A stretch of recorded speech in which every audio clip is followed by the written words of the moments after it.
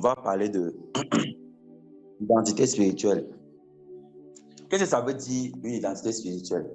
Déjà, identité, c'est une façon de te reconnaître de manière unique, d'avoir un certain nombre d'informations sur toi à partir d'un numéro, à partir de ce qu'on appelle un identifiant. C'est-à-dire, c'est une séquence de chiffres ou de lettres qui permettent de te reconnaître toi et toi seul. De telle sorte que cette séquence doit être unique d'abord.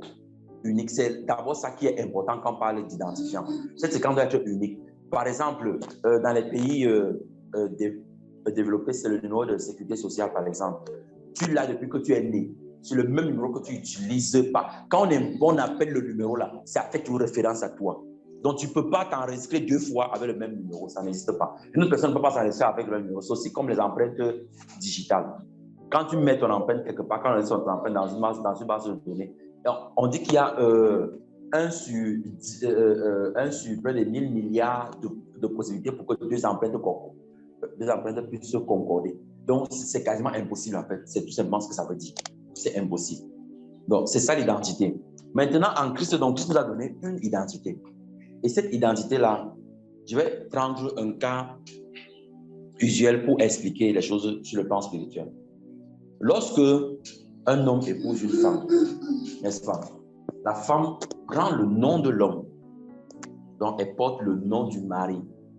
Et porter le nom du mari, ça ne veut pas simplement dire que sur ton acte ou ton identité, on va simplement mettre madame, par exemple, madame, madame, donc épouse.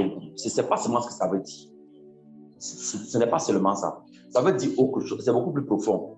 Porter le nom du mari, ça veut dire que je porte ses attributs, je porte ses valeurs, je commence à lui ressembler. C'est ce que ça veut dire en fait. De telle sorte que quand on voit l'épouse, on reconnaît que c'est l'épouse de tel. C'est ce que ça veut dire porter le nom du mari. Et donc, sur le plan éthique, prenons par exemple, c'est parce que la plupart d'entre nous, peut-être on n'est pas issus des familles royales et tout ça. Je veux dire sur la terre, hein, bien sûr. Parce que nous, on a une famille au ciel qui est la royauté des royautés. Mais quand, par exemple, une femme épouse un prince, n'est-ce pas? Et elle épouse un prince, on commence à lui dire que bon, maintenant que tu es marié avec le prince, tu ne peux plus faire telle chose. Tu ne peux plus faire ça. Tu ne peux plus aller manger dans n'importe quel McDo. Si tu veux manger, on commande le McDo, ça va te trouver. Il y a des règles qu'on commence à te donner. Parce que tu es marié avec un roi. Mais si tu épouses, bon, on va dire quoi? Ona, ça dit quelqu'un comme ça. Voilà, quelqu'un comme ça là. Tu vois, vous n'aurez pas les mêmes contraintes, n'est-ce pas?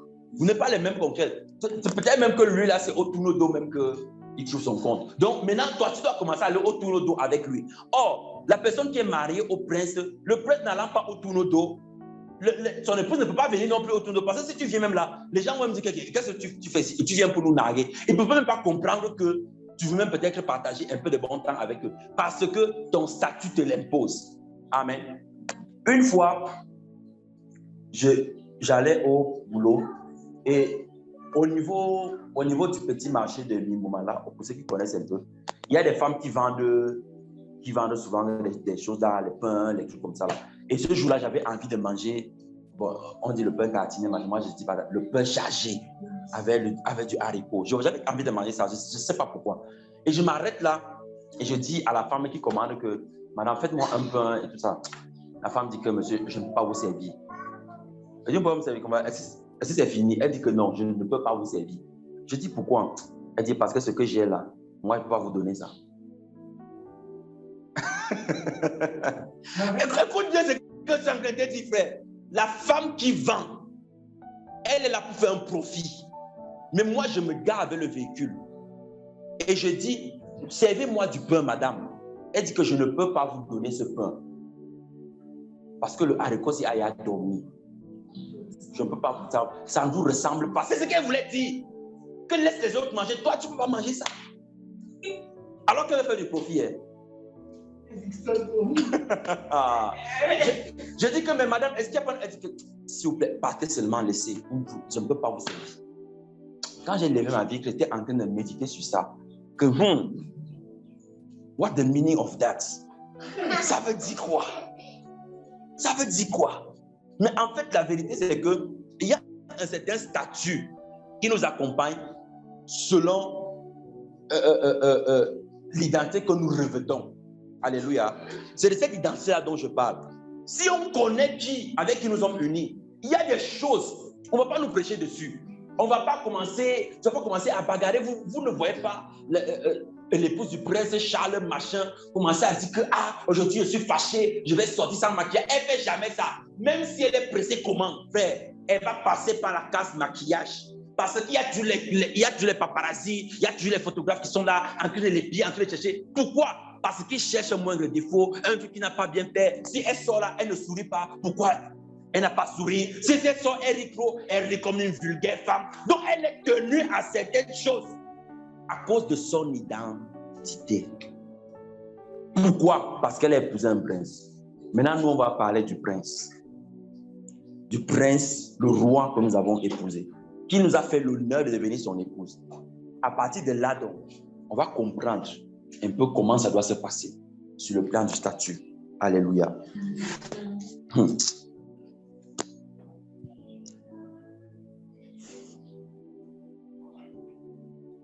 On va aller dans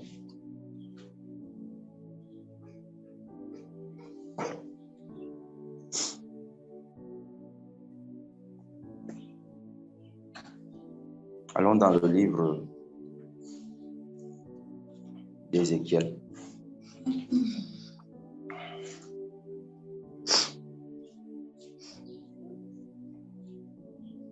Ézéchiel chapitre 16. Je vais commencer à partir du verset 1. Suivez. Ézéchiel chapitre 16 à partir du verset 1. La parole de l'Éternel me fut adressée en ces mots.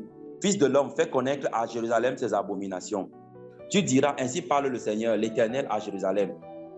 Par ton origine et ta naissance, tu es du pays de Canaan. Ton père était un Amoréen et ta mère une Étienne. Suivez d'abord. Suivez. Peut-être on ne connaît pas bien. Canaan, c'est le fils de Cham, le gars qui a reçu toute la portion de malédiction possible. Donc, quand Noé l'a maudit, il n'a pas retenu une partie de la malédiction. Noé a tout versé sur Cham.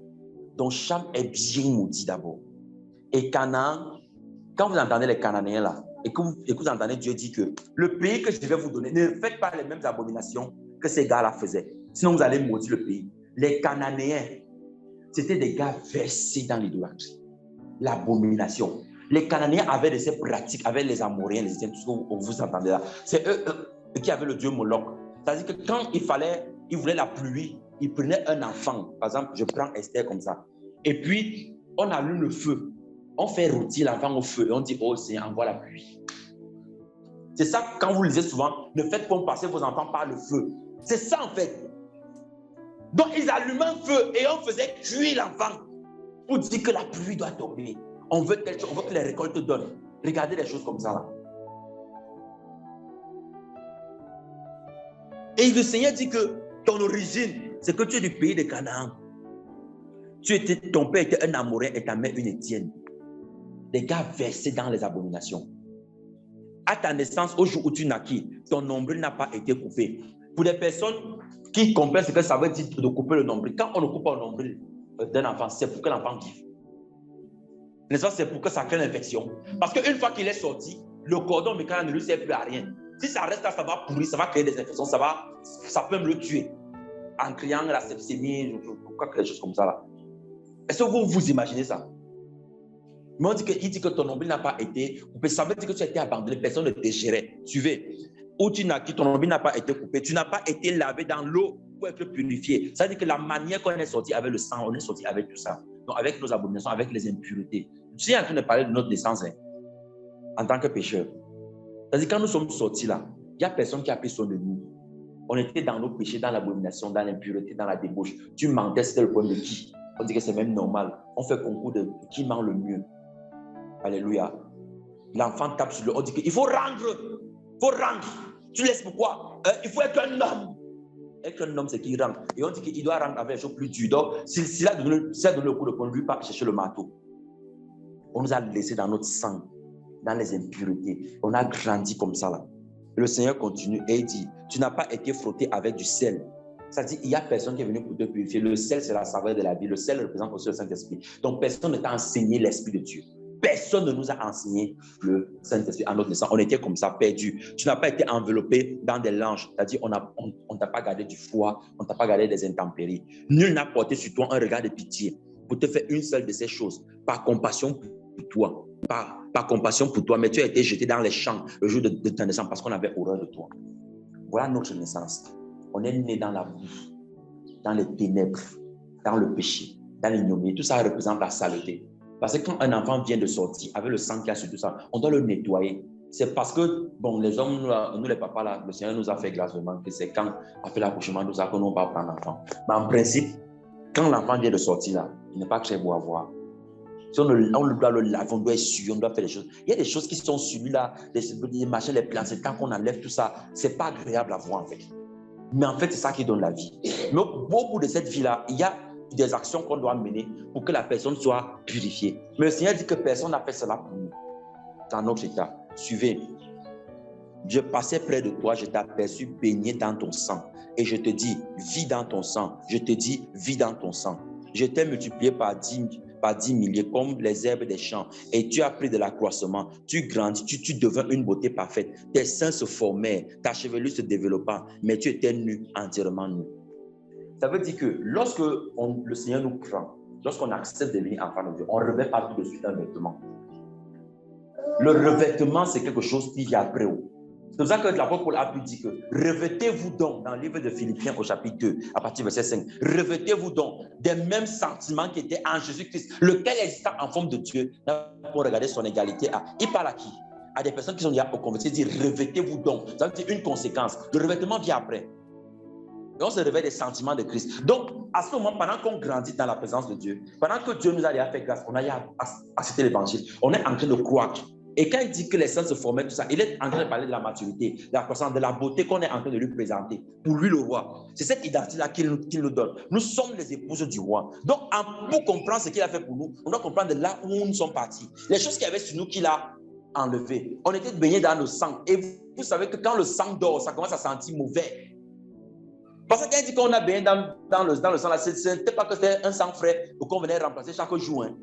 C'était un sang qui sentait mauvais. Le sang, c'est que quand le sang a déjà dormi là dehors, là, tu passes là, l'odeur de ça, personne ne peut supporter. Il y a que les gars qui travaillent dans la criminologie, tout ça, comme ils ont choisi, ils ont dit j'ai l'honneur de. C'est eux qui supportent ça. Mais un homme ne va pas supporter ça. Et tu as dit qu'il passait par là, il passait. C'est lui qui est venu vers nous. Ce n'est pas nous qui sommes allés vers lui. Il est venu nous prendre dans cet état. Pour nous faire quoi? Il a fait tout ce qu'on aurait dû faire pour nous. Il nous a lavés, il nous a purifiés par le sel, il nous a enveloppés par des langes. Tout ça, ce sont des actions prophétiques qu'il est en train d'écrire ici. Il nous a lavés, ça veut dire par sa parole. Comme il a dit dans le livre de Jean, que ceux qui ont déjà écouté la parole sont devenus purs. On a déjà partagé sur ça une fois. Donc, il nous a lavés par son sang. Il nous a purifiés pour que par le sel, donc par son esprit, le Saint-Esprit en nous, pour que nous devenions enfants de Dieu, que nous lui appartenons. Maintenant, il nous a donné de la nourriture pour que nous croissions, n'est-ce pas? Il a commencé à nous nourrir. Il a commencé à nous nourrir par ce qu'on appelle le lait spirituel, dont les bases, qui est Jésus, qui est le Père, qui est le Saint-Esprit, que veut dire être sauvé. C'est en fait ça qui fait notre identité chrétienne. Aujourd'hui, il y a des personnes, tu vas leur demander que, bon, ok, tu es chrétien, qui est le Père, qui est le Fils, qui est l'Esprit? Oui, les trois, bon, ils sont un. Mais c'est trois personnes. D'autres disent qu'ils sont trois dieux. D'autres disent que c'est trois personnes. D'autres disent que c'est trois en un. D'autres disent que c'est un en trois. Donc, en fait, tu vois, tu n'es pas passé par la case du lait. Tu n'as pas pris les choses qui devaient te faire croire. Et aujourd'hui, on se retrouve dans une confusion. Les démons savent reconnaître ça. Ce sont des malcroissances, des malformations. Quand quelqu'un a ça dans sa vie, et quand tu pries, on voit, c'est comme quelqu'un qui dit qu'on va bagarrer maintenant, mais tu as un pied comme ça. Tu vois un peu, tu ne peux pas faire quelque chose d'intéressant. Tu ne peux pas. Tu es limité. Pourquoi? Parce que tu as des malformations. Tu as des malformations spirituelles. Tu n'as pas pris le lait qu'il fallait. Tu n'as pas eu la croissance qu'il fallait. Ici, c'est en train d'écrire une croissance normale. Il dit que tu as cru, et ce qui s'est formé, tout ça, parce que tu es en train de grandir normalement. Tu prends les choses qu'il faut quand il faut. Mais aujourd'hui, quand quelqu'un se convertit, après, les 47 mystères de la cuisse de Jésus, tout ça, c'est pour que tu comprennes quoi sur ça d'abord. Percé par le feu. Break rod by the fire. J'ai vu le thème là. Vous voyez les choses comme ça. Non, aujourd'hui, quelqu'un m'a dit je suis chrétien, je suis enfant de Dieu, chrétien, alors que tu n'as pas suivi le processus de croissance. Donc, non seulement tu es nul, mais tu n'as même pas bien grandi. tu es un nain comme ça là. Vous vous imaginez que quelqu'un se retrouve comme ça parce qu'il est en train de David contre Goliath. Alors que tu es un lutin, un coup type comme ça. David était petit, il n'était pas court. Il faut qu'on se comprenne bien. Amen. David était petit, c'est-à-dire que c'est un jeune homme qui allait combattre un vieux démon comme ça là. C'est pas que David était court, c'est par rapport au démon qu'on voyait qu'il était court, il n'était pas court. David était un grand homme, mais à cause de son âge, on le voyait petit comme ça. Donc ça veut dire que quand il a grandi, est-ce qu'il était court? Non. Donc les gens sont des nains spirituels, ils sont comme ça, ils regardent le démon comme ça. Tu penses que tu peux me faire quoi? Le démon même regarde comme si vraiment. Goliath même a pris David au sérieux, parce que Goliath a dit que je vais te tuer, je vais donner ta chair à manger. Et il a maudit David par ses dieux. Ça veut dire que pourquoi il a besoin d'évoquer ses dieux?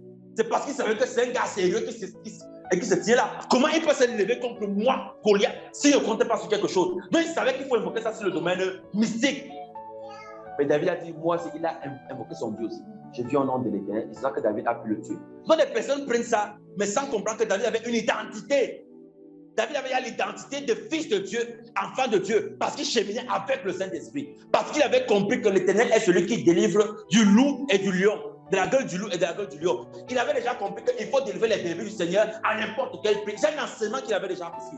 Mais quelqu'un va prendre, je suis David. Le Seigneur dit que nous sommes plus que David. Donc David a tué 1000, moi je vais tuer 10 000. Le démon te regarde et dit, ok, il n'y a pas de souci.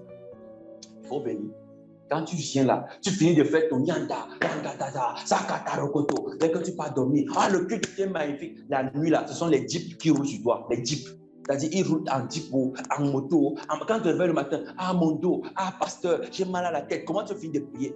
Et puis la nuit là, tu te réveilles avec les courbatures. Vous pensez que c'est qui? Ce sont les démons là qui viennent se venger parce que tu n'as pas suivi une croissance normale. Donc les lutins, les nains spirituels, là, ils ne peuvent pas combattre les démons. Ils doivent d'abord retourner dans ce qui fait le lait spirituel, la croissance, les rudiments. Et on en parle, l'auteur du livre aux Hébreux en parle dans Hébreux 6. Allons lire ça, avant de revenir dans Ézéchiel 16. Ouvre pour nous Hébreux chapitre 6. Tu lis à partir du verset 1. Vous allez voir les rudiments là-bas.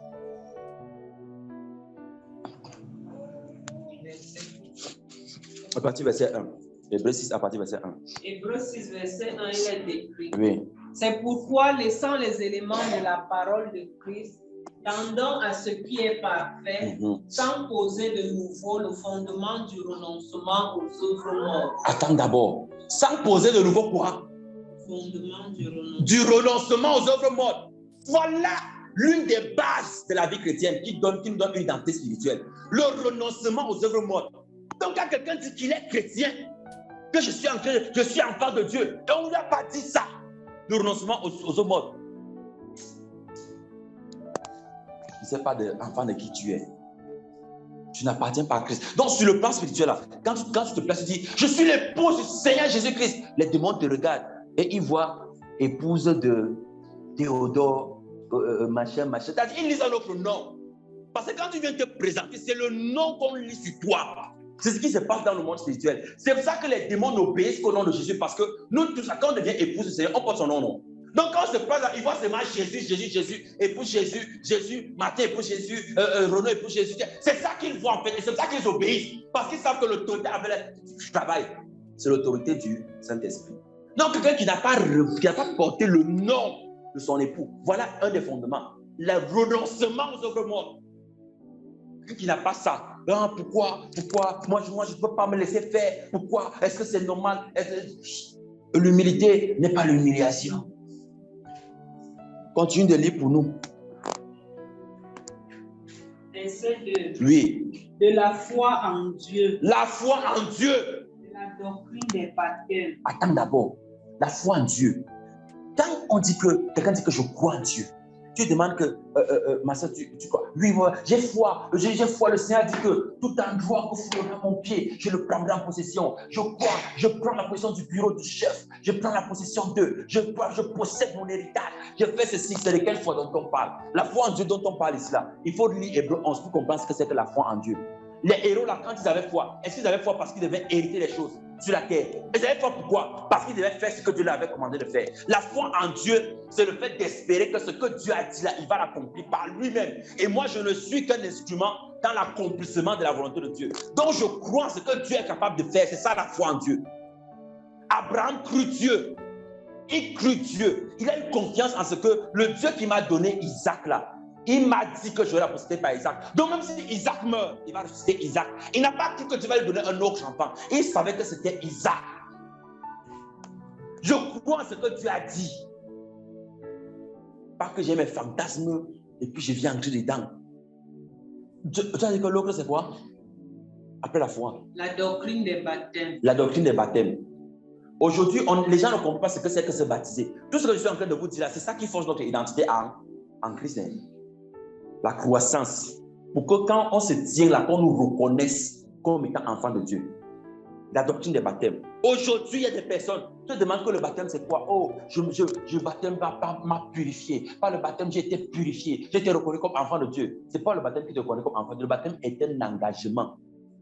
J'ai vu le poste de Jimmy Hardy. Mickey Hardy que tu as vu là dernièrement. Là. Il n'y a pas une autre façon plus simple d'expliquer ça.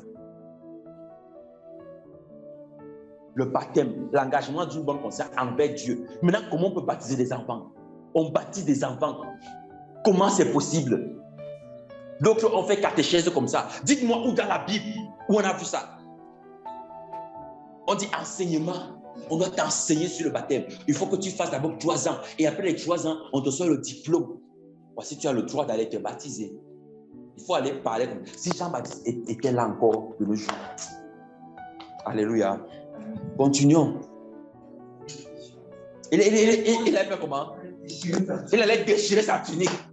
C'est l'imposition des mains. L'imposition des mains. Voici le fondement. Hein? L'imposition des mains. Qu'est-ce qu'il y a dans l'imposition des mains? On impose, regardez comment les apôtres faisaient. Ce que la Bible nous enseigne, c'est qu'il y avait 2 catégories pour imposer les mains aux gens. Soit on t'imposait les mains pour te donner le Saint-Esprit, soit on t'imposait les mains pour te guérir. C'était les 2 choses. Mais aujourd'hui, tiens, je vais te communiquer l'onction qu'il y a dans ma vie. Et on t'impose les mains, les pieds. D'autres même font, je ne sais pas. On prend la corne d'huile de 22 litres. On place ça comme ça, là, on verse sur ta tête. On dit imposition des mains. Et c'est comme ça qu'on communique les démons aux gens. Quand on impose des mains, quand on t'impose des mains, la personne qui t'impose des mains est en train de te communiquer ce qu'elle a. Faites très attention. L'imposition des mains, ce n'est pas n'importe qui. Et l'imposition des mains n'a pas commencé à ce moment. L'imposition des mains a commencé depuis. Lisez dans le livre de Genèse au chapitre 49, lorsque Jacob bénit ses enfants. Lorsque Jacob bénit ses enfants. Lorsque Jacob a voulu bénir Ephraïm et Manassé, les 2 fils de Joseph, il leur imposait les mains. Ça veut dire que Jacob était en train de leur communiquer quelque chose. Et c'est pour ça que Ephraïm et Manassé font partie des tribus d'Israël. On appelle ça des tribus d'Ephraïm et de Manassé. Ephraïm a eu toute une montagne. Donc, Ephraïm et Manassé n'ont pas été considérés comme la tribu de Joseph. Et c'est pour ça qu'on ne voyait jamais écrit la tribu de Joseph. Est-ce que vous avez déjà vu ça? Quand on cite les 2, ce que vous n'allez pas voir qu'on a cité la tribu de Joseph, on cite toujours la demi-tribu de Manassé et Ephraïm. Parce qu'ils ont eu part à l'héritage qui était promis aux fils de Jacob. Parce que Jacob leur a imposé les mains. Donc, dans cette impression des mains, on communique ce qu'on a reçu de Dieu. C'est ça que l'on communique. Donc, aujourd'hui, les personnes qui s'amusent à faire l'imposition des mains n'importe comment, à tort et à travers, ils font ceci, imposition des mains, grande prière d'imposition des mains. Tu vois la vie de quelqu'un, toi tu vois qu'il est accro cigarette, mais il te dit que je vais imposer, il va te communiquer l'onction de la cigarette. Quand tu vas sentir de la cigarette, tu vas commencer à avoir les visions. Dès que l'odeur de la cigarette passe, tu as les visions. Tu vois, les démons sont en action. Pourquoi? Parce qu'on t'a communiqué quelque chose. Et toutes les personnes qui sont là disent que je vais te donner l'onction qui est dans ma vie. Dès qu'on finit de prier sur toi, frère, tu te rends compte que maintenant, pour que tu prophétises, il faut que tu manges d'abord. Tu penses qu'on t'a communiqué quoi? C'est un démon de gloutonnerie. Imposition des mains. Les gens qui sont là, moindre programme, venez, on va imposer les mains. Tu viens là, oh, daddy, à genoux. Tu montes la tête comme ça là. Tu continues. Le frère du prophète. Te connecter, et tu cours. On dit à la vitesse à laquelle tu viens, c'est la même vitesse aussi que la bénédiction vient sur toi. Continue de lire pour nous. Identité en Christ. La résurrection des morts. La résurrection des morts. Et vous vous rendez compte, Ça, ce sont les fondements. Hein. Maintenant, aujourd'hui, quand quelqu'un vient en Christ, il vient pourquoi? Il n'y a pas Prado au ciel. On doit conduire sur la terre. Donc, il n'espère rien. Il n'attend rien. Tant qu'on n'a pas ces fondements-ci, on n'appartient pas à Christ. L'identité est perverse. Ça dit, c'est un autre numéro. Tu es ailleurs. Quand tu viens te placer, le démon te regarde. Il cherche le renoncement des œuvres mortes. Il ne voit pas. Il cherche la doctrine des baptêmes, la foi en Dieu. Il cherche tout ça. Imposition des mœurs. Tu as reçu le manteau par qui? Quelle onction qui a été donnée, qui a été versée sur toi? Il regarde tout ça. Il ne voit pas. Il dit, OK. Comme tu penses qu'on est venu jouer ici, là. Tu vois le genre de bagarre où on ferme la porte, non? C'est ce que les démons font donc maintenant, avec les frères. Tu finis de plus. Quand tu viens, au nom de Jésus, machin, il te laisse, tu parles. Après, quand tu finis, il ferme la porte. Je vais te montrer. Les gens sortent de là avec des maladies, avec des limitations dans leur vie, avec des problèmes partout. Oui, parce que tu t'attaques à des personnes sans avoir l'identité. Continue. Le jugement éternel. Le jugement éternel. Aujourd'hui, les gens ne craignent plus. Hein. Ils ne craignent plus rien. Ils vivent comme si Dieu ne va pas revenir, comme si Christ ne revient pas. Ils vivent comme si on dit que Dieu est bon, Dieu est bon. Vous voyez, parce qu'ils ne craignent pas, parce qu'on n'a pas posé ce fondement depuis le commencement. On n'a pas porté le fondement que quand on vient en Christ, c'est parce qu'on espère à la résurrection. C'est parce qu'on attend la vie ici qu'on mène là. Dieu dit qu'il nous a introduit dans l'autre. Donc ce qu'on est en train de faire maintenant, c'est comme une épreuve grandeur nature qu'on est en train de valider. De telle sorte qu'en la validant, qu'on ait la vie dont il ne finit plus. La résurrection qui passe par le jugement. Mais aujourd'hui, les gens vivent comme s'ils n'avaient de compte à rendre à personne. Ils n'avaient de compte à rien ni à personne. Je me suis dit, l'autre jour encore, le Seigneur me parlait. Le Seigneur me disait que, Martin, lorsque tu t'imposes des limites à toi-même, que bien que je sois adulte, bien que je puisse aller où je veux, je peux faire ce que je veux quand je le veux, personne ne me retient. Je peux dire que je demande ma voiture, je m'en vais faire un tour là-bas. Si tu ne t'imposes pas des limites, tu vas tomber dans le péché. Parce qu'aujourd'hui, ce qui dérange les personnes, c'est parce qu'elles se disent que, comme j'ai grandi, quand c'est un libre, je fais ce que je veux. Il faut, quand tu penses comme ça, vous mes enfants là, comprenez ça bien. Que personne ne s'imagine que tu es libre de faire ce que tu veux. Moi-même, je ne fais pas ce que je veux. Frère, il n'y a pas un jour je me lève, je dis que je m'en fous des obligations, je m'en fous de ceci, je vais prendre du bon temps, je m'en vais. C'est même une histoire de quoi? Quand tu te mets dans cette vaccination passée qui est diabolique, le péché va te saisir. Parce que tu vas te dire que pourquoi je n'essaye pas ça, pourquoi je n'essaye pas ça, et ça aussi, j'ai l'argent pour faire, tu vas entrer dans ça, tu ne vas pas ressortir. J'ai toujours vécu comme s'il y avait des restrictions, des choses que je me suis dit que ça, même si j'ai tout le temps du monde, je ne vais pas faire ça.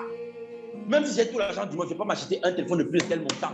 Même si j'ai tout tel nombre d'argent, je ne peux pas m'acheter une voiture de telle sorte. C'est des restrictions qu'on doit se mettre dans notre vie. Ça ne dépend pas de ce qu'on a. C'est une limite que tu te mets. Si tu dis que Dieu, c'est ma limite ici, quel que soit ce qui arrive, ce sont des restrictions, il faut se mettre dans la vie.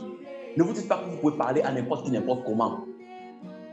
Mettez-vous des restrictions, même si c'est un laveur de riz, même si c'est qui. Dis-toi que même si la personne te dit quoi, il y a certains mots que tu ne vas jamais dire. Il faut te mettre des restrictions. Si tu ne fais pas ça, tu vas toujours tomber dans le péché. Toujours, ça ne va jamais finir. Aujourd'hui, ce que vous voyez, beaucoup de serviteurs de Dieu tombent dans les péchés, c'est parce qu'ils ne se mettent pas des restrictions. Des restrictions qui disent que même si cela a quel genre d'onction, il y a des choses que je ne vais jamais permettre qu'une sœur fasse à la place de mon épouse. Les affaires qu'on appelle les sœurs, ils viennent laver les habits dans les maisons. Qu'est-ce que c'est cette histoire? Jésus a enseigné ça. Les fondements là, c'est où ici? Vous avez vu même les sacrificateurs d'avant, ils faisaient ça. On dit que les diacones, quoi? Que les diaconesses, maintenant, leur travail, c'est d'aller laver les habits de l'homme de Dieu. Les fondements. Après, vous vous tenez pour prier. Satan se tient dessus. À partir du moment où tu es passé à côté de quelque chose qui n'est pas dans ce que Christ a enseigné, tu n'as pas l'identité de Christ dans le monde spirituel. Et Satan le sait. Donc, c'est pour ça qu'il fait tout pour nous pervertir. Un peu, pas beaucoup. Dis-lui un peu quand même. Aussi. Comment tu es trop sévère comme ça? Le plus important, c'est de croire. Si tu acceptes le discours là, mon frère, tu as déjà pris une tangente. Quand tu vas te retourner comme ça, tu vas regarder qu'après ton point de départ, tu te rends compte que tu es déjà en Asie mineure, alors que le Seigneur t'amenait en Europe. Tu es en Asie mineure. Donc, voilà les fondements. Il y a encore? Ok. Alléluia. Voilà les fondements. Et c'est tous ces fondements-là qui nous fondent dans Ézéchiel 16 que nous lisons quand le Seigneur dit que tu as cru, tu as grandi, tout ça. C'est ça en fait. C'est ça la base. Avec toutes les ramifications que cela comporte. Maintenant, suivez. Et tu as pris de l'accroissement, verset 7, Ézéchiel 16. Tu grandis, tu deviens une beauté parfaite. Hey!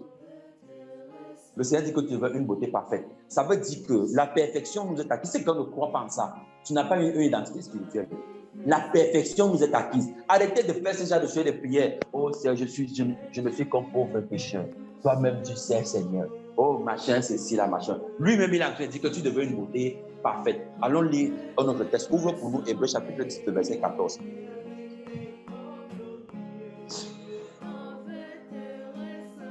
Tu deviens une beauté parfaite. Ça veut dire que les œuvres quand tu acceptes ces fondements-là, cette croissance-là, tu vas développer dans une beauté parfaite. Hébreux 10, 14. Oui. Car par une seule offrande, tu amènes à la perfection pour toujours ceux qui sont sanctifiés. Il y a des versets que quand tu lis, non, c'est comme Papa Charles disait, il est à partir, mais on va le retrouver au ciel. Quand Papa Charles disait qu'il y a des versets que quand tu lis, c'est comme les bonbons qui ont souvent le miel dedans. Tu vois, il y a un type de bonbon là, d'abord c'est dur, après ça devient comme le chewing-gum. Quand tu pèses le miel là, il dit qu'il y a des versets comme ça. Quand tu lis déjà des versets ci, il dit que par une seule offrande, il a amené où? À la perfection. Une fois pour toujours, ceux qui sont comment?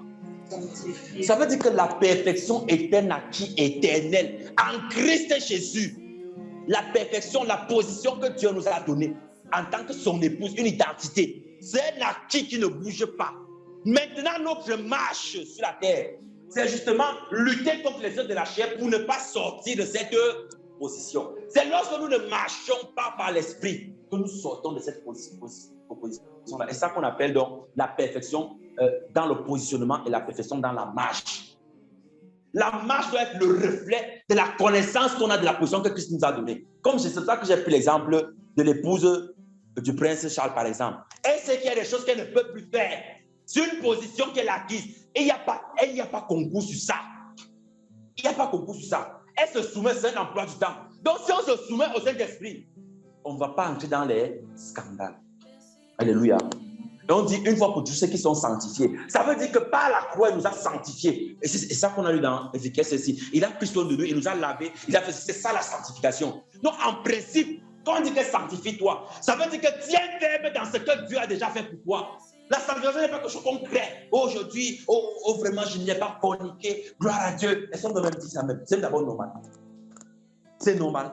Quand on rentre. Donc, si par exemple, moi je rentre et puis je trouve que tu as lavé les assiettes. Et puis on commence à dire, gloire à Dieu, Brenda, parce qu'il a lavé les assiettes. Gloire à Dieu. Vous allez trouver ça comment? Et puis il y a des gens qui disent que moi, mon alliance avec Dieu, c'est que j'ai dit, j'ai juré devant le trône de l'Éternel, je ne vais jamais tromper ma femme. Vraiment. Vraiment. Je vous dis, la connaissance, la compréhension qu'on a du prince, de l'époux qu'on a là, c'est ça qui nous donne l'identité et l'autorité dans le monde spirituel. C'est pour ça que quand on se tient avec cette compréhension et cette connaissance-là, quand on dit que, oh vraiment, bénis le Seigneur, pas que ce soit inspiré par les démons. Oh, c'est bénis le Seigneur, parce que vraiment, cette semaine, si tu n'as pas menti, ou tu as marché dans la douceur, c'est d'abord normal même d'abord qu'un enfant de Dieu marche dans la colère, dans la haine, dans les disputes, pour dire que, oh, cette semaine, j'ai battu mon record. Je ne me suis pas fâché. C'est même avec honte même qu'on doit dire ça, que Seigneur, je viens me repentir. Parce que je viens de me rendre compte que j'ai fait une semaine sans me mettre en colère. Oh, c'est ma vie normale. Je prie afin que tu continues de m'aider comme ça au nom de Christ. Il n'y a pas de gloire dans ça. Ça doit être normal, comme quelqu'un qui respire. Tu respires, c'est normal. C'est quand tu vas faire, comme le petit type est malade, il y a quelque chose qui ne va pas dans sa vie. Donc quand quelqu'un commence à se battre pour rechercher, pour pouvoir marcher dans la sanctification, c'est qu'il y a un problème dans ta vie, tu as un problème de respiration. Identité spirituelle. Alléluia. Continuons. Ta chevelure se développa. Voilà la chevelure dont on parle ici, hein, qui se développa. C'est-à-dire, le Seigneur parle de la longue chevelure sur les femmes. Il ne faut pas confondre avec les mamies Wata. La femme est venue d'abord pour que la chevelure soit pour elle une gloire. Donc, les choses que les gens racontent, tout ça, moi, je ne sais pas d'où ils disent ça. En tout cas, ce n'est pas le sujet. On pourra débattre ça une autre fois. Mais tu étais nu, entièrement nu. Je passais près de toi, je te regardais, et voici ton temps était là, le temps des amours. C'est-à-dire qu'il y a un moment où le Seigneur se rapproche de chaque homme, qu'on appelle le temps des amours, où le Seigneur te dit, viens à moi. Et quand ce temps-là passe, c'était bon. Hein. Les gens qui pensent qu'on va te prier, oh, convertis-toi, oh Seigneur, même si c'est au dernier jour de sa vie, tout le monde n'a pas cette grâce-là. Il faut faire quelque attention. Donc, on doit prier avec acharnement. Que les gens qui ne sont pas encore se convertir. Parce qu'on ne sait pas quand le temps des amours, là, ça va finir. Le Seigneur met fin à ça dans la vie des saints et des autres de manière indépendante. Et il faut lire Romains chapitre 1 pour bien comprendre ça. Parce que comme ils n'ont pas cherché Dieu, à adopter Dieu, connaissant bien qui il est, alors ils ont envoyé un esprit d'égarement. Les gens sont partis, ils ont abondé dans le mal. Voilà. Donc, j'ai tendu sur toi le pan de ma robe. Revêtez-vous des mêmes sentiments qui étaient en Jésus-Christ. Lorsque vient le temps des amours, le Seigneur étend aussi le pan de sa robe. Selon ça, le revêtement. Il commence à nous donner donc ses sentiments, ses pensées, sa volonté, son désir. On veut être comme lui. C'est ça le disciple-là. Alléluia. Je couvrais ta nudité. Je te jurais fidélité. Hey, le Dieu dit que je te jure fidélité. Je te jure fidélité. Et puis toi, tu trouves ça que c'est un espoir. Tu dis que Seigneur, je t'ai été fidèle. Il est venu. Est-ce qu'un jour Dieu s'est glorifié? C'est que j'étais toujours été fidèle. Vous avez vu ça un jour. C'est normal, c'est ce qu'il est. Et il nous couvre de sa robe pour qu'on revêt le même caractère. Donc, on prend le même vêtement que lui. Alléluia. Je fais alliance avec toi. C'est Dieu qui fait alliance avec nous. On parle l'inverse. J'avais un peu parlé de ça aussi ici. Là. Le Seigneur dit le Seigneur, l'Éternel, et tu fus à moi. Je te lavais dans l'eau, c'est-à-dire dans la parole. Donc, les personnes qui abandonnent l'eau là, elles savent sur quoi elles tombent. J'ai fait disparaître le sang qui était sur toi, c'est-à-dire les conséquences qui étaient rattachées à ton ancienne appartenance. Le sang avec lequel tu étais né, j'ai fait disparaître ça sur toi. Pourquoi? Parce que je tournais avec de l'huile. Donc, il nous a donné son esprit maintenant. Le revêtement vient également avec l'esprit. C'est pour ça qu'on commence à grandir dans l'amour, dans la bonté, dans la patience, dans la sagesse, dans la miséricorde. Quelqu'un qui ne croit pas dans ces choses-là, il faut te demander quelle identité spirituelle que tu as. Quelqu'un 10 ans après, c'est toujours dans les mêmes colères. Moi, non, je ne supporte pas ça. Toi, tu ne supportes pas ça. 10 ans après. Continuons. Je te donnais des vêtements brodés et une chaussure de peau teinte en bleu. Je te ceignais de fin lin et je te couvris de soie. Je parlais d'ornement. J'ai mis des bracelets à tes mains, un collier à ton cou. Dieu ne peut pas utiliser les éléments qui sont le péché pour mettre sur son épouse.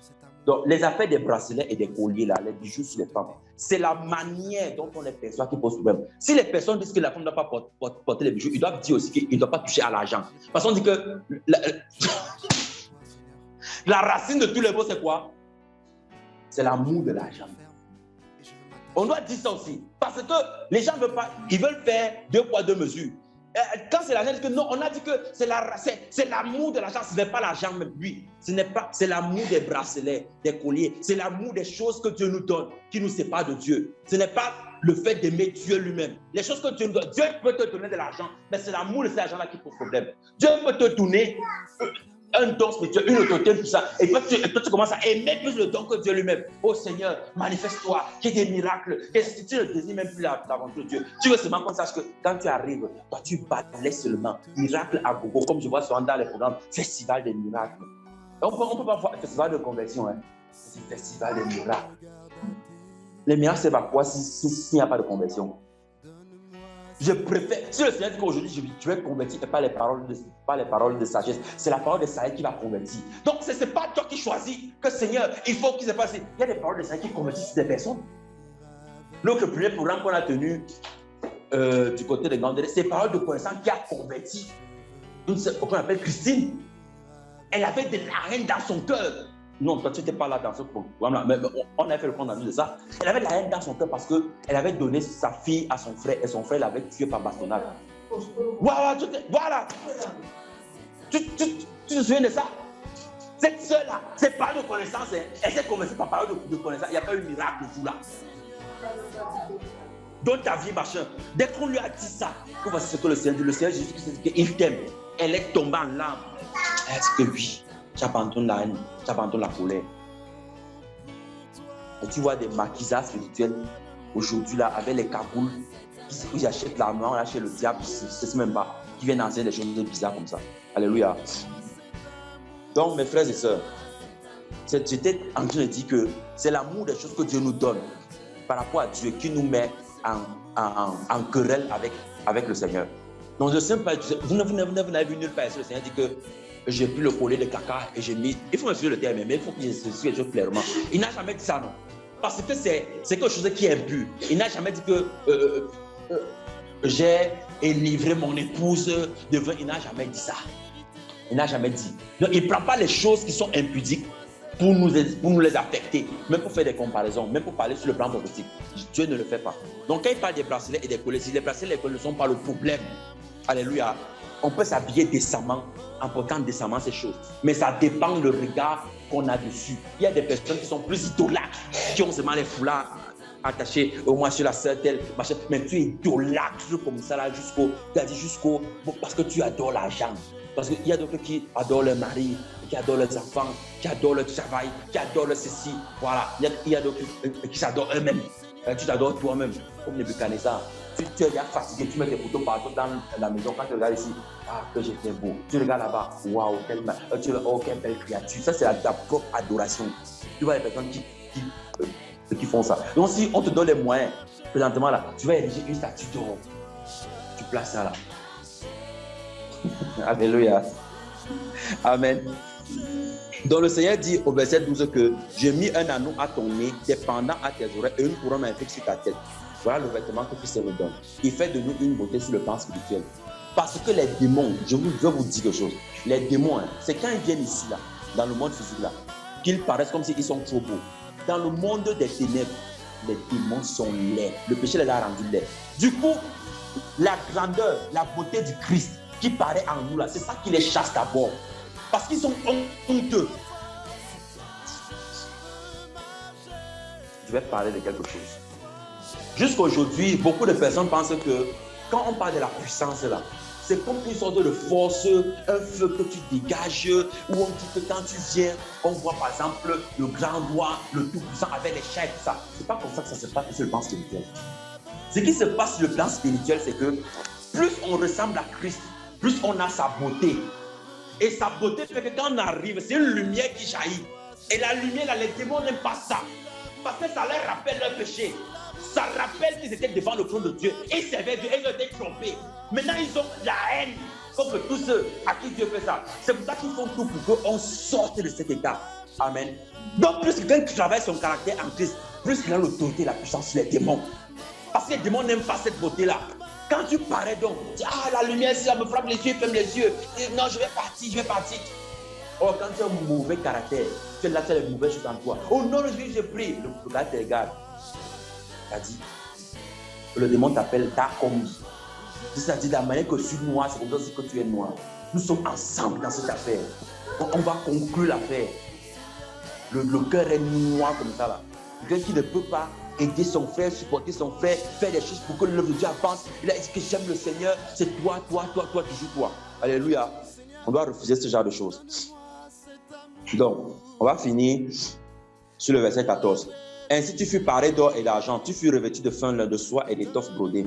La fleur de farine, j'avais à parler de ça un peu. Le miel et l'huile furent ta nourriture. Tu étais d'une beauté accomplie, digne de la royauté. Digne de la royauté. Donc le roi a ses principes. Le roi a une façon de faire. Il y a donc des choses que nous ne pouvons plus pratiquer. Pas parce que ces choses sont directement le péché, mais parce que ça dégrade l'image du roi. Alléluia. Oui, une reine ne mange pas n'importe quoi, et même pas n'importe comment. Même si elle a faim comment, elle doit manger de manière posée, de manière délicate, de manière stylée. Vous n'allez jamais voir une princesse, une reine manger, elle met les choses dans la bouche, elle est suit comme ça, l'huile tombe et tout ça. Elle dit que parce qu'elle fait ça, elle ne s'explique pas. Vous dites ça, c'est inapproprié. Tu ne nous respectes pas. Et c'est ce que beaucoup de chrétiens font. On trouve les gens dans les clashs sur le net. Ah, celui-ci pense que quoi? Un monde cassé. T'es un enfant de Dieu. Les clashs. Dans les affaires bizarres. C'est pour ça qu'on doit faire attention à tout ce qu'on fait, à tout ce qu'on touche, à tout ce qu'on dit. Alléluia. Notre manière de faire doit être différente. Même si tout le monde, toute l'entreprise dit que le boss de cette entreprise, il dérange les gens, il fait ceci, même si tu sais qu'il dérange, tu ne vas pas parler comme eux. Tu ne peux pas parler comme eux parce que tu es l'épouse du roi. Alléluia. Tu ne peux pas parler comme eux. On ne peut pas te trouver dans les ragots. Oh, le pays, il va mal. Oh, bien, doit partir, tout ça. On doit pas dire les choses comme ça. Alléluia. Tu ne dois pas dire ça. Ce n'est pas comme ça qu'on parle de ces choses. Tu dois prier. Seigneur, éclaire-le. Donne la lumière, qu'il comprenne ce qui se passe. Éclaire-le au nom de Jésus-Christ.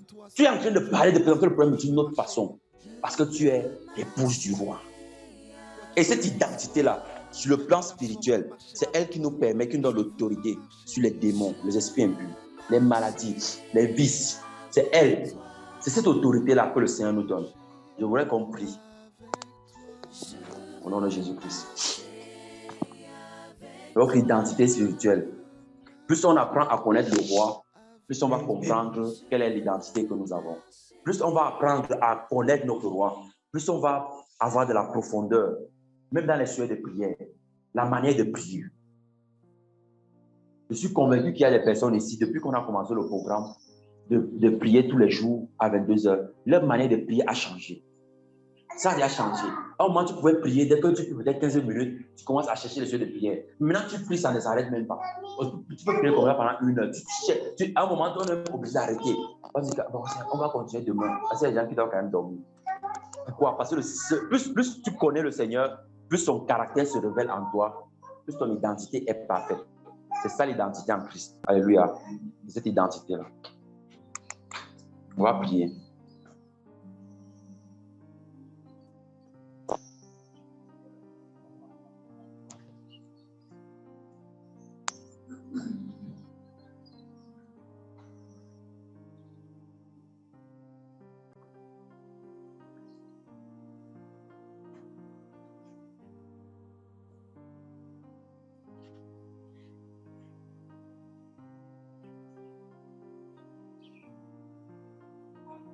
Ce que nous voulons, c'est toi.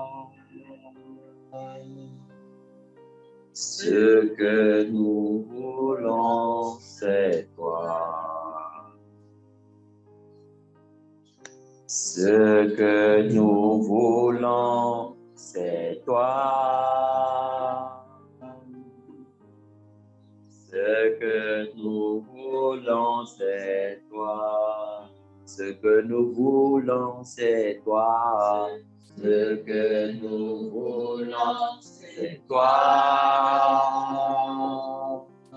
C'est toi. Ce que nous voulons, c'est toi. Ce que nous voulons, c'est toi. Ce que nous voulons, c'est toi. Ce que nous voulons, c'est toi. Descends, descends sur nous comme une pluie, une brise légère dans la douceur de ta présence. Ta nuée nous entoure. Ta nuée nous entoure. Oh, descends, descends, descends, descends sur nos comme une pluie, une brise légère dans la douceur de ta présence. Ta nuée nous entoure. Seigneur, descends sur nous, je t'en prie. Descends sur nous, Seigneur. Tu nous as montré ce qu'est l'identité que tu nous as donnée, qui repose sur des fondements, des choses bien précises.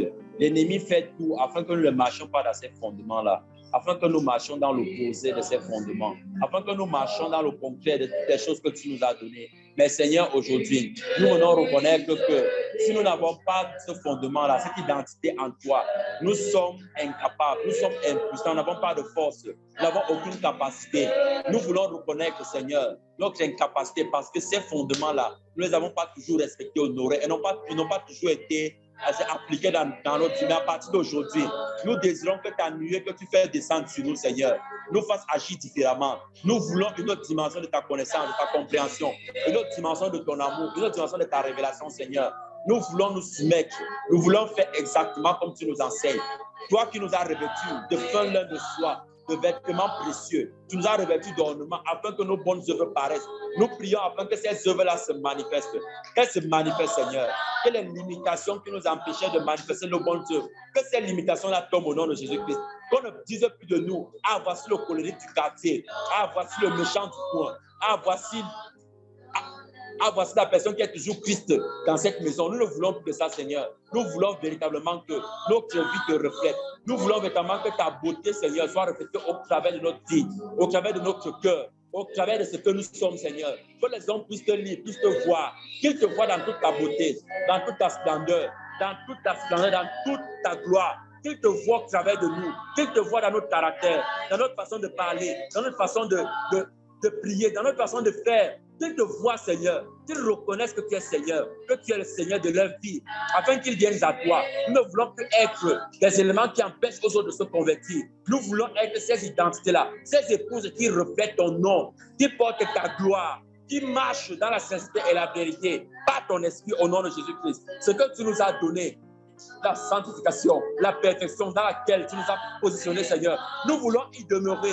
Nous ne voulons pas faire comme si nous travaillions pour y entrer. Nous voulons travailler pour y demeurer. Seigneur, aide-nous en ce soir. Aide-nous, Seigneur. Accorde-nous cette grâce. Puis remplis-nous de ta présence. Remplis-nous de toi, Seigneur. Nous voulons plus de toi. Pas forcément les choses que tu donnes. Ce ne sont pas les ornements que tu mets sur nous qui sont importants, mais c'est toi, parce que c'est toi notre beauté. C'est lorsque nous portons ton nom que nous avons la beauté. Ce n'est pas parce que nous avons un ornement, ce n'est pas un don qui nous orne, Seigneur, mais c'est toi-même qui est notre beauté. Nous voulons comprendre cela profondément, différemment en ce matin, afin que nous soyons véritablement des témoins te présentant, glorifiant ton seul nom. C'est ce que nous voulons, Seigneur. Nous te bénissons, Père éternel, pour ce que tu fais. Merci infiniment pour cette nuée que tu répands, pour cette nuée de transformation, pour les cœurs qui sont relâchés, des personnes qui avaient du mal à comprendre leur langue, que cela tombe au nom de Jésus. Des personnes qui avaient encore un ego dans leur cœur, que cela tombe au nom de Jésus-Christ. Des personnes qui n'arrivaient pas, Seigneur, à se soumettre à certaines choses, sachant même qu'elles viennent de toi. Seigneur, je prie afin que maintenant, cette limitation-là tombe au nom de Jésus-Christ. Que notre douceur soit connue de tous, que notre patience soit connue de tous, que notre amour soit connu de tous, par la nuée que tu relâches en ce matin, Seigneur. C'est une onction particulière, une nuée de grâce, une nuée de miséricorde qui nous donne de te ressembler dans le caractère. Dans le caractère, nous voulons ton vêtement, le pan de carotte. Nous voulons être habillés comme toi tu veux, pas comme nous voulons, Seigneur. Merci pour ce feu, merci pour cette rosée, merci pour cette nuée, Seigneur. Que la gloire te revienne, oh Seigneur. Merci, Papa, pour ce que tu fais pour ton Église. Merci pour ce que tu fais pour ton épouse que tu aimes. Nous aussi, nous t'aimons, nous te chérissons de tout notre cœur. Béni sois-tu pour toute l'affection que tu nous portes, pour tout ce que tu mets en œuvre pour nous transformer, pour que notre caractère, Seigneur, soit changé, que nous soyons des épouses dignes de toi, Seigneur, à ta ressemblance, selon toi, Seigneur. Que cela paraisse dans les foyers, dans les relations, dans le milieu professionnel, partout où tu nous conduis, que l'on voit transiter ton caractère, que les hommes te voient, Seigneur, et que ton nom soit glorifié. Oui, Seigneur. Nous ne voulons plus seulement montrer le bon caractère au milieu des frères, mais nous voulons païens qu'ils voient, Seigneur, ce caractère merveilleux que tu as façonné en nous. Que notre langage soit différent, mais te bénis évidemment parce que tu le fais. Le règne et la gloire t'appartiennent.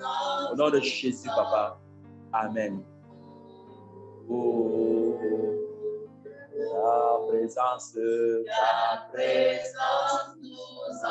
elle nous entoure, ta présence, Saint-Esprit.